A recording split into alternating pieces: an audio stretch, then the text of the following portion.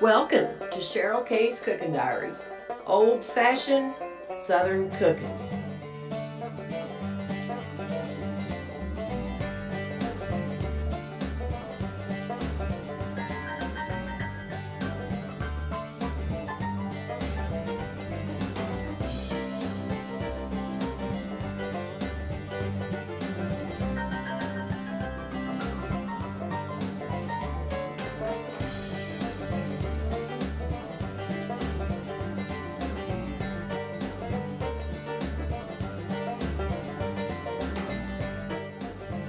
Welcome back to Cheryl K's Cooking Diaries. This evening, we're going to make something really delicious, and we are going to make some Southern buttermilk hush puppies. They're going to be delicious. So give me just a minute. Let me get you over here so I can show you everything that I put in mine. So give me just a minute. Okay, guys, here we go. First thing you are going to need is 1 3/4 cup of cornmeal. Now I use the in the cornmeal, y'all, my favorite is the Martha White because I can't find the White Lily cornmeal around here anywhere, so I just use the Martha White, and my favorite is the Buttermilk cornmeal. Okay, but you can use whatever kind that you want to. And then you're going to need 1/2 cup of self-rising flour. I have that over here. And most of you probably already know I use the White Lily self-rising flour. So you'll need 1/2 cup of that. And just 1/2 teaspoon of salt. And you will need 2 teaspoons of sugar. And you're going to need 2 eggs, slightly beaten. Okay. And you're going to need 1 cup, my favorite, buttermilk. And you're going to need 2 tablespoons of melted bacon grease, okay? And then lastly, you're just going to need to chop you up a small onion, okay? And we're going to go ahead and get this diced up real quick. Now, how I'm going to be frying these guys is I'm going to be using my deep fryer. And if you're using a deep fryer, or if you're just using a pot on the stove and you've got an oil thermometer or whatever, you need your oil to be right about 350 degrees, no higher, no less, okay? So that's how I'm going to do it. So anyway, y'all, let me get you down here so I can show y'all how I put these together. Just give me just a minute. All right, okay, we're going to do, like I said, we're going to go ahead and chop up this small. This is a sweet Vidalia onion, by the way. Okay, and all we're going to do is we're going to chop this up, okay? Anyway, we're just going to go ahead and we're going to dice these up. And I'm going to run on through this onion. Flip it around.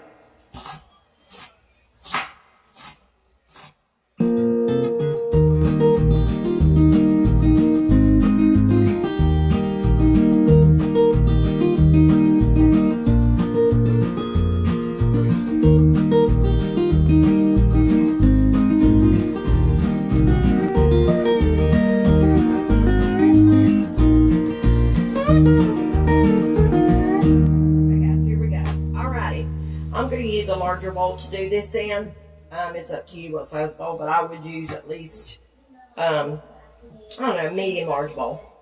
Anyway, all right, what we're going to start with is we're going to add 1 1/4 cups of our cornmeal. And what I usually do, because this measuring cup right here is so big, the 1 cup, I usually use just my 1/2 cup. So I'm going to put that over here to get my measurement. So 1 3/4 of the cornmeal you're going to want to add to a bowl. So this is going to be, I'm going to add 1/2 first. So there's 1/2. That makes 1 cup of the cornmeal. Okay. And then we need 3/4. All right, so here's the first one. Sit out and we'll level it off. 1, oops, 2, and 3. Okay, so there's our 1 3/4 cup of cornmeal. That's all the meal you're going to need. Now we're going to add our flour to this. So 1/2 cup of flour. Now, as most of you know, I like to sift my flour. That's just something that I like to do. Get our half a cup of flour, level that off. Now I'm going to dump this down into my sifter. Now we're just going to sift this half a cup into our cornmeal.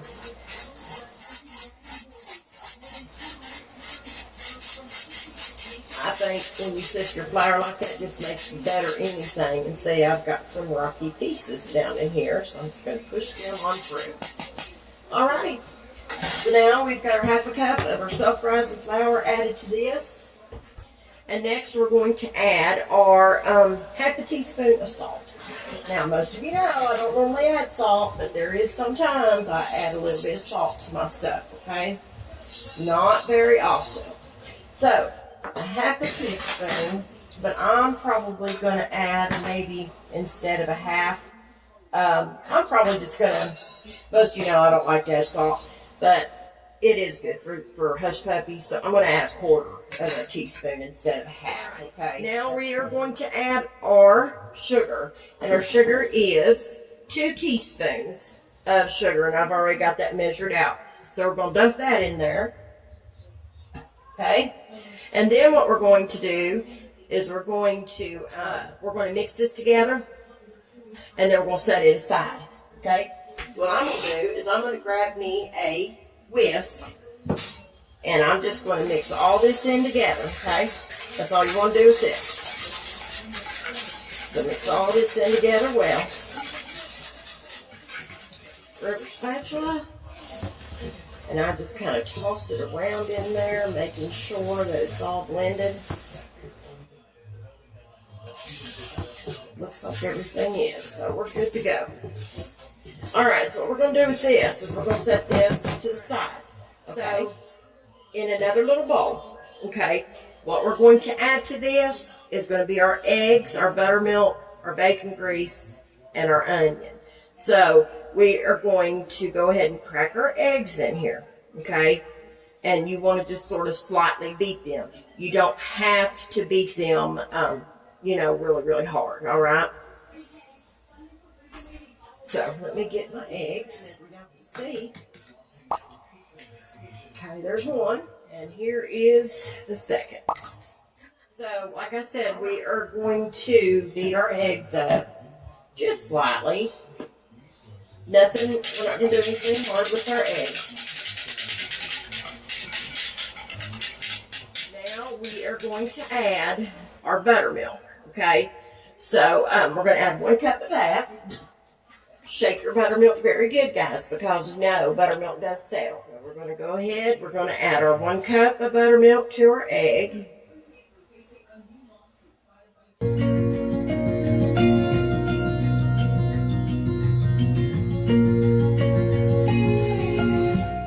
now we are going to add, our bacon grease. Get that. And I'm going to stir this together real good, guys, okay? We're going to add 2 teaspoons we're going to add 2 tablespoons of bacon grease, okay? This really makes these good, y'all, I'm telling you. I mean, you don't have to add 2 tablespoons if you don't want, but I do. There's 1.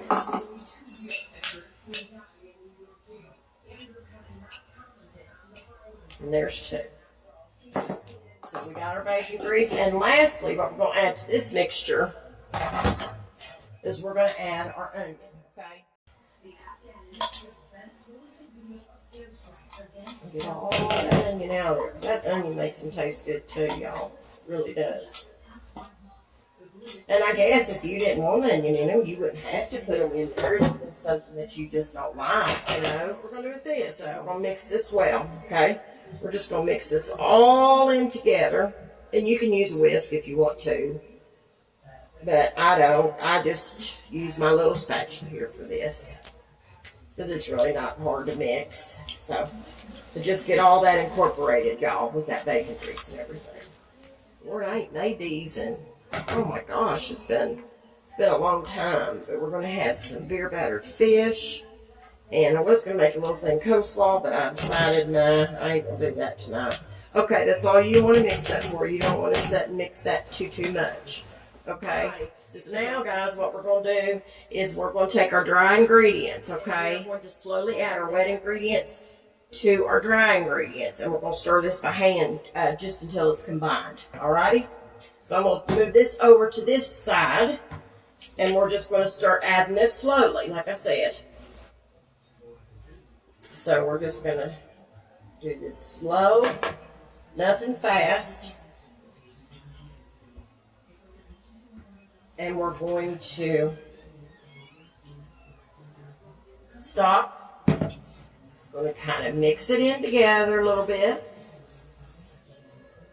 Just mix, mix, mix. Nothing hard. Just do this gently, and it's probably going to stick to your spatula or whatever. Since we got that much in there, we'll go ahead and we'll add some more. Okay. So let's add some more slowly to this. We'll just go ahead and finish adding the rest. Okay, now we're just going to stir this in together. And I may actually have to have a bigger spatula to do this with. I'm thinking I used this before, but I'm thinking we're going to have something different.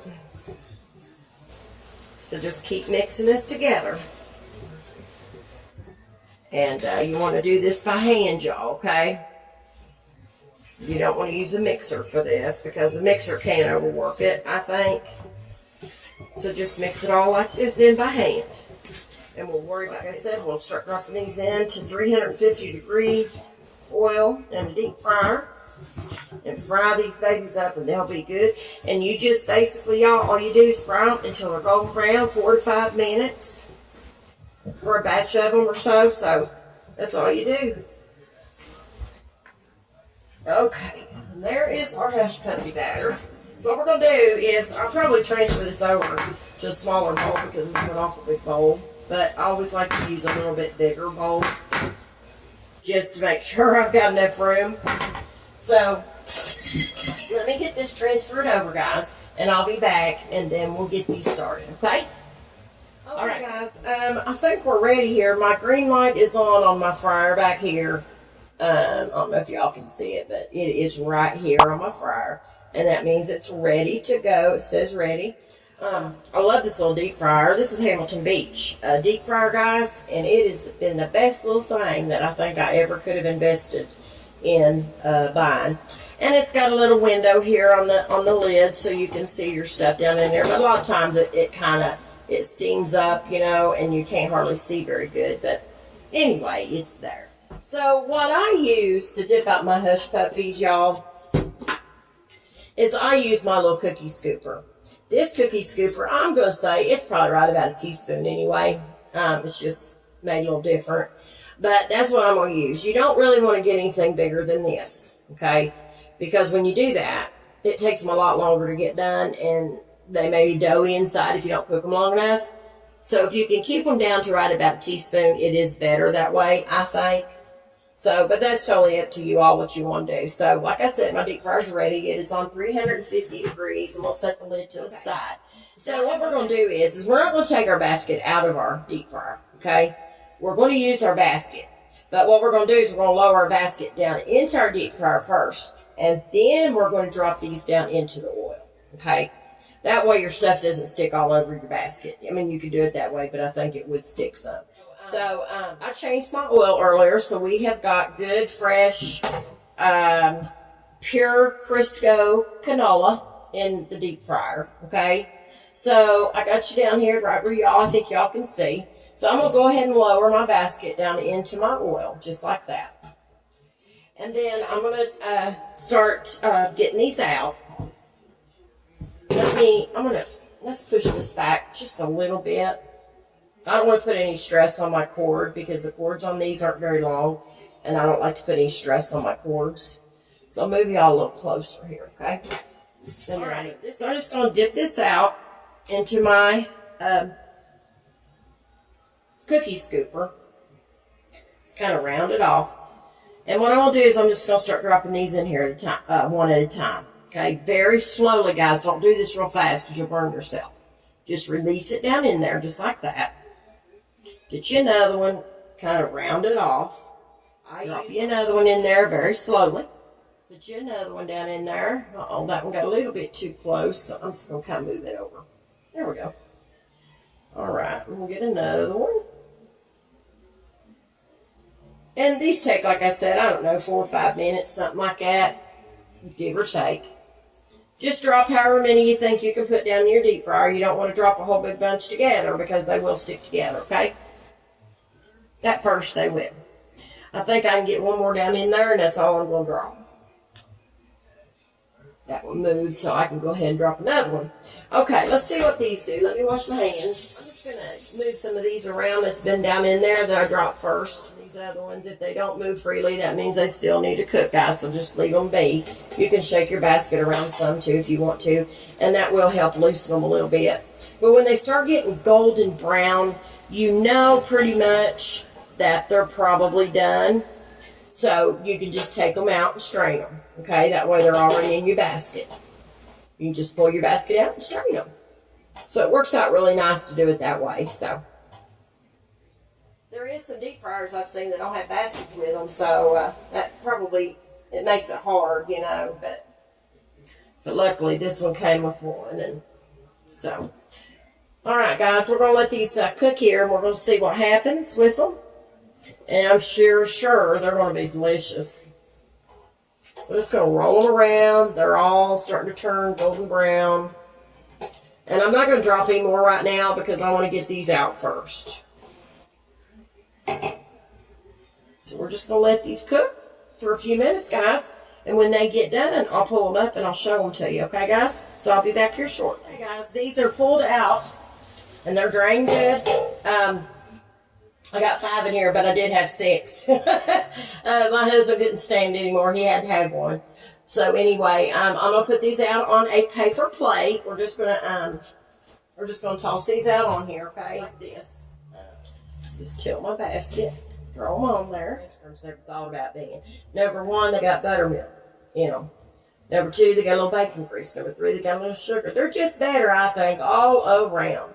So that is my Southern homemade buttermilk hush puppies, and they're going to be delicious. If y'all don't mind to go over to Cheryl K's Cooking Diaries on Facebook and like and follow and share my page, I would greatly appreciate it.